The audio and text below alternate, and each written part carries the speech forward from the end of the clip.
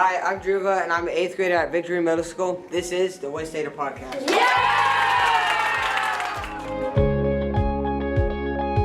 Listen, growing up in Idaho, I've seen a lot of farmlands just disappearing. You know, and I mean, that's just the nature of life. I get that. But it is what our community was built upon, farming and agriculture. So I think it's important, especially as we have new families joining our communities from wherever. I think it is important for them to see what our state was really built upon and what our foundational, values are. Well, hello everyone, and welcome to a very special Pulse edition of the West Ada Podcast. And yes, those are first graders behind us. The cutest little first graders there ever was. Oh, I love being on location because we are coming to you from this year's Ag Expo at Meridian High School, which is one of our coolest events all year long. It really might be just one of our coolest events. These FFA students put so much time, effort, energy, thought, planning into this event for our first graders and our whole community. Yeah, it's really fun, and you know what I'll do? Inside the show notes, I'll put together show you some videos that we've done from the last few years to give you a feel for what the look of this is. But today we've got two awesome guests to be a part of the podcast. We do. We have Sara Peltier. She's a first grade teacher at Donnell School of the Arts. We love Donnell, but that's a whole different conversation. But yeah. And so she gets to bring her first graders here every year on the annual field trip. And then we have Aubrey Sunderland, who is a senior at Centennial High School, and she's the chair of this event this year, and she's knocking it out of the park. Well, they're both really amazing, and I think, if you haven't had a chance as a community member to be a part of this event, get out here. If you don't do it this year, get out here next year, because it is absolutely fun, and we just appreciate you for being here and being part of the conversation. Well, we are here with Aubrey Sunderland and Sara Peltier. Thank you, ladies, for joining us. Sara, will you give us just a quick background of who you are and what you do in the district? Yeah, absolutely. So I grew up here in Idaho, and dare I say, I am a product of the Boise School District. But my personal wait a minute. I know. My personal kids do attend West Ada. So I'm in my 6th year teaching. I've been in first grade the entire time, and this is my 2nd year with the district. So cool. Excited to be here. So cool. Well, and Aubrey, same. You're a senior at Centennial. Yep. How did you get involved with Ag Expo? So I got involved in FFA my sophomore year. I accidentally took a plant science class and just fell in love with it. So the next fall, I got placed to be the co-chair for this event, and it was super fun, and so I wanted to do it again, and part of being an officer means that you also become a chairman. And so I got put in that chairman position of the same event, which is pretty cool. Wow, jumped right into leadership you did. I can't believe that's got to be a lot being the chairman. You got a lot. I'm sure you have a lot going on, coordination and all things. Yeah. So Sara, Ag Expo is just this huge fun event that our FFA students put on from across the district here at Meridian High School. First grade classes get to come around. Yes. What do your students really get out of this day? I think that they get an interest in agriculture, which is so important to our communities. And they get the opportunity to see what farm to table really looks like, especially here in Idaho. We're a proud community, and I think it's great for them to be able to celebrate, everything that makes Idaho so special. I love that. That's so cool. Well, and I mean, Aubrey, you already alluded to this, but the leadership aspect, what is that like? I mean, how many volunteers are involved? I mean, there's a lot happening here. How did you get into leadership with FFA? Honestly, it kind of just fell together. Part of FFA is you go to all of the events, you volunteer in community service, and then you get awarded based on your involvement. And then the more involved you are, the more they want you in those leadership positions. So I had a lot of advisors tell me, hey, you should sign up for this, you should do this, you should do this. And I went, okay, why not? And kind of ended up here. And here you are, the chair of the event. Yes. Now, Aubrey, really did cool. you go to West Ada schools in first grade, and did you get to attend this as a first grade? I did not. I was didn't. also in Boise School District for first grade. I switched sophomore We're going to let that year. pass. It's going to be fine. We're going to let that pass. We'll It'll be okay. Just kidding. We love Boise School District. Yeah. Sara, I just wonder, it's so cool. This is my 4th or 5th one. It's my 4th one of these. Okay. Getting to see the first graders' reactions here at the event, it's so cool when they get to even petting the horses and all the things. Yeah. What are the reactions like when you get the kids back to the classrooms? Is that different? What are the takeaways for them? I think because of the nature of this event, it's so hands-on and engaging that they're just excited to go home and tell their parents about it. Especially being able to touch the animal pelts. That's where I left my kiddos right now. And then seeing all the different, wheat types that they grow. First graders really need that hands-on learning, and that's the coolest part for them. So this really is a perfect event targeted to our first graders. Oh, yeah. Now, Aubrey, what does it mean for you to get to see these little future FFA kids? You see these first graders, and you're, ideally fostering a love of agriculture for them, right? Yeah, I love a lot of them. This is their first time seeing a sheep or seeing a cow. And it's so cool because they'll just run up and they'll go, I've never seen a sheep before. This is so cool. And I work at a daycare, and for weeks after the event, my first graders were coming up to me like, I saw you at my field trip. It was just the coolest thing. How fun. That's really awesome. Well, we already talked about this a little bit, but I would assume that, Sarah, your parents are really excited with what the kids get to see as well. Is that a safe assumption? What reaction do you get from them? I think once they kind of understand what it is, at first I'm like, oh, we're going to the Ag Expo. They're like, okay, well, what is that? So, we have to kind of coach them. It's like a big rotation of agriculture centers for the kids. So I think once we've explained that to the parents, they really do enjoy that hands-on experience that they wouldn't usually get. Farmers don't usually open their farms to say, hey, come look at all this wheat and touch it, because it's, they love it. That's really awesome. Do you find that the kids talk about one particular thing, like on the bus ride home or back in the classroom, where they always talking about the scat? Or I have boys, right? So last year there was a tiny little baby goat running around with a diaper. So that was truly the highlight of everybody's. Of course it was. Everybody's day. But they really do love the animal pelts, being able to kind of feel all of the different animal furs. And then they really liked the cheese room this year. They were really engaged about learning about the cows and how, what an udder is and how milk is produced. So it was neat. Yeah, how fun. It's fun to see that through little eyes, yes. Yeah. Well, and obviously we love the littles, but Aubrey, it's such a great, I would assume it's a great learning experience for all the high schoolers as well. What do you hope that the kids take away, and how much preparation goes into being able to present? Yeah, a lot of these speakers, they kind of put it together in the last few days. They signed up a couple weeks ago, but they've really been thinking, okay, I'm in charge of this. What am I going to talk about? We've kind of been helping them understand, okay, this is what a first grader knows. You're not going to be able to jump in and use these huge words and expect them to know what it means. Right. Yeah. But even our students talk about it for a long time afterwards. There are some students who only join FFA for this event. That's amazing. Now, I'm curious, from an adult planning perspective, right? I would probably start planning this event a year ago. When did you start planning? Because, students have only been in school for a little over a month now. So when did all this planning happen? So our program of activities event, which is when we decide who's chair and co-chair, that happens right after the school year ends. Okay. And so really we start saying this is what you're in charge of then, and then it's up to the chair and co-chair at that point. I started really thinking about it probably end of July, early August, making flyers, making sure I had livestock set up, people brought pigs, things like that. Oh, wow. So you're planning all through the summer. That's dedication. That's great. Well, and what's it like at Christine Donnell, Sarah? I'm sure, all your first grade cohort, all your co-teachers, how much organization does it take from your perspective? Honestly, we're really lucky that the CTE coordinator here on site actually handles all of our logistics. Right. So we're really thankful for Kelsey for hosting and doing all of that, because it's a nice weight off of our shoulders for sure. Yeah, Kelsey and Zach both do an amazing job of getting this organized. Yeah, and I would imagine really cool. This is a pinnacle of first grade. Kids are looking, when they're kindergartners, they're looking forward to this event every year. So that's so exciting. Aubrey, what about this whole day, this entire event, excites you the most? Do you look forward to one piece of it more than any other? I think seeing the kids' faces, just the pure joy, especially with the animals or the pelts, when they get to touch something and they get to interact physically with something that they've never seen before. Yeah. That's really cool.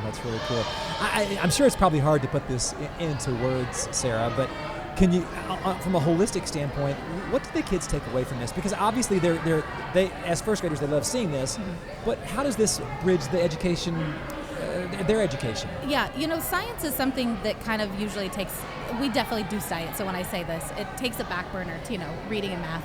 Oh, sure. But they're so inquisitive, right? Children are just inquisitive. And so the fact that they can come here, build that bridge to their prior knowledge, it just opens it up to them where they're just like, man, maybe I want to be a farmer. And I'm like, you should be a farmer because we need more farmers. Yeah. But it just kind of builds that bridge to their previous learning, and it's a huge piece of engagement. Okay, this is an impossible question. Okay. But first graders ask lots of questions. What's Absolutely. the craziest question you've gotten on Ever? Well, Okay, maybe, I was let's like, go ever, and then let's go Ag Expo. I guess. Well, I don't think I've ever had a crazy question that blew my mind, but I did get a lot of the questions. Can I have a baby goat? And I was like, I mean, you could when you get older, or ask your mom. So. Yeah. But your mom may not like. But your mom may not like it. Yeah, that's not what happens at the Ag Right. Expo. Yeah. You know, it's that's funny really cool. thinking about it. I think Ken said this was his 4th year here, my 3rd year getting to come. And I think the thing that surprised me the most, my first year, is how the animals seem to have their own personalities and how goats are really kind of like dogs. Like they're kind of play around and jump around. Do the kids seem to notice like, oh, they're looking at me, or that one's going to talk to me? Or Yeah, I think so. I have a little girl that's like, that horse was looking at me. And I go, it probably is, because it's curious about you just as much as you're curious about him. Right, and that's science. That's so cool. Yeah. That's so cool. Well, I don't know, Aubrey. It's always interesting to me too, from a leadership standpoint. What are your takeaways from this? I mean, because you're obviously in leadership, you're learning too. What would you say some of your coolest takeaways have been? What are the things you're going to take away to U of I or wherever you end up next year? What are your takeaways? I think the biggest thing for me is probably the fact that we really are impacting the people around us. For community night, seeing how many people come back. These kids bring their parents back one night, and it's like they wanted to see it again. These first graders talking about it afterwards. We really do have an impact, even if sometimes it doesn't feel like it. Well, and I love that. I love that you brought that up. We haven't talked about community night, but that's one aspect of this. This goes for 3 days for all the first graders. Can you talk a little bit more? What does community night look like? And I'm being redundant, but what does that look like? And what's the value there? Yeah, so Wednesday night of the week, we open it up to the whole community from 5 to 7. So it's kind of after work for most people. And then my job as chair and my co-chair, Liza, we go up around town and we put up flyers a few weeks in advance to just encourage the whole community to come and experience what these first graders are experiencing. All of our speakers come back and do basically the same thing they're doing now. And then parents and families can go through at their own pace. I know a lot of our speakers and tour guides' parents come through and see. Yeah. It's an opportunity for them to see, well, why are my kids in FFA? Why am I paying their dues? Why are they getting a jacket? Why am I driving them to all of these events? And then it's really impactful for the community to see, why should we care about agriculture? I'm never going to own a cow. Why do we need to know about a cow's udder? Right? But it's important. It is. it's good to know where your food comes from, Absolutely. right? Yeah. Now, would you say this experience, has it impacted your future career goals? Like, do you think you'll somehow tie this into what you want to do in the future? Absolutely. I've always been fascinated by child development and wanted to be a teacher. And then when I got into FFA, and this event specifically, I found out that I really love working with the younger kids, and I want to combine the two passions and open an agriculturally based childcare center. So really focusing on the little kids. 4-H starts their programs at 6 years old, and so preparing those kids for 4-H, which then leads into FFA and things like that. Sarah, this is a completely subjective question, so you can just say, Ken, that's a crazy question. Okay. So feel free to do that. But I mean, having the community so involved, I mean, you're working with first graders, teaching first graders every day, but from your perspective, how important is it for the community to know this kind of thing happens? Listen, growing up in Idaho, I've seen a lot of farmlands just disappearing. You know, Yeah. and I mean, that's just the nature of life. Sure. I get that. But it is what our community was built upon, farming and agriculture. So I think it's important, especially as we have new families joining our communities from wherever. I think it is important for them to see what our state was really built upon and what our foundational, values are. So I love it. Well, And that wasn't a crazy question. I appreciate that. Well, we're celebrating our 75th year this year, and anyway, I'm a total aside, but it's just kind of cool to think back 75 years to where Meridian was, and where Meridian and the Treasure Valley are now. It's a very cool And really, thing. where Meridian Dairy Days came from, right? Like, why is it called that? Well, and it's so funny because I remember when my personal children, I have a senior this year, but anyway, so when I would drive and I was like, I remember when that was farm, and she's even doing the same thing. Like, wasn't that just a field like 2 years ago? So I really do think it's important for the community to be aware of these kinds of things. Well, and I think I'm being a little bit redundant here, but I think for both of you, maybe Aubrey, we'll start with you. What do you hope the community takes away from this year's Ag Expo? I think that they can live in an apartment and agriculture will still affect their lives. there's a trend right now, it's not tons of a trend, but where people in apartments are having quail, and that's their eggs. My 2-year-old sister could eat a whole quail by herself. Like, they have uses, generally small, but it's like you can live in an apartment and agriculture will still affect your life. You can still be involved in agriculture, whether you have an acre or 2 feet.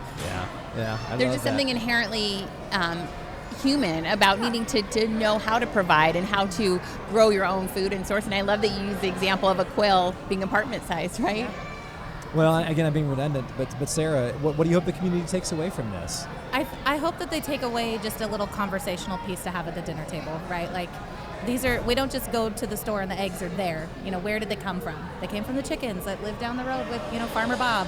I think those conversations they still have to be had. And that, just piggybacking off of Aubrey, agriculture's everywhere. It affects us all. And what advice would you give? I mean, that kind of makes me think about, dinner time conversations. When my kids were young, I loved dinner time conversations. Yeah. What advice would you give to parents to ask their first grader later this week? What questions should they be asking? Where do these eggs come from? I read something the other day that's, kids thought chicken nuggets they were just made, and I'm like, no, they're really chicken. Yeah. So I think it's okay to have those conversations. Just where do you think this came from? Because their answers might surprise you. Oh, that's really cool. Is there anything we're forgetting to touch on that you two would like to share with our listeners about this event? Not really. I'm just thankful that the district continues to allow these opportunities. It's a lot of fun. Well, Aubrey, any piece of advice? What advice would you have to not only the high schoolers but the first graders to kind of take away? And obviously, you're talking to your earlier point. Talking to a high schooler is different than talking to a first grader. What piece of advice would you give as a takeaway for both groups? I think a lot of the high schoolers started today really stressed out about how am I going to do this? How am I going to keep these kids entertained? They're so excited about everything, and they just want to touch and pet, but they also should listen and sit. And I just want to tell them that they're doing a great job. And take a deep breath. You're doing great. You know what to say, and they're doing a great job. For the first graders, see all that you can. Like, who knows? Maybe you'll see another cow again, maybe you won't, but remember it, because it's going to be great. Yeah. Sarah, any advice? I think just for the first graders, just soak in everything that you can. And I know one thing that they were really excited about was that it wasn't going to be an adult giving them the lesson today. It's a peer. Sure. I mean, a high school student is still a peer to a first grader, and they were like, high schoolers are going to be giving us those lessons. Yeah. And, just take it all in and enjoy. And I know we're wrapping up here, Katie, but just one more quick question for you, Aubrey. I mean, presenting is hard. Talking on a podcast is not easy. But what do you learn? What has FFA taught you about communication and the ability to present like that? What would you say there? I think FFA as a whole has made me more confident.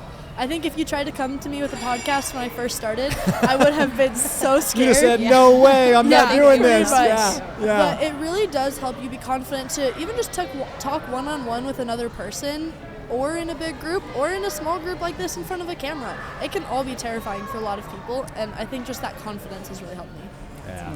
Well, I know this has been a quick, Pulse edition, but thank you both for taking the time to do this, because I think it's really cool to be able to show our community just how neat this event is. Yeah, and thank you for inspiring the future. Thank you FFA. guys so much, and thank you for bringing your kids. It means so much to us. Yeah.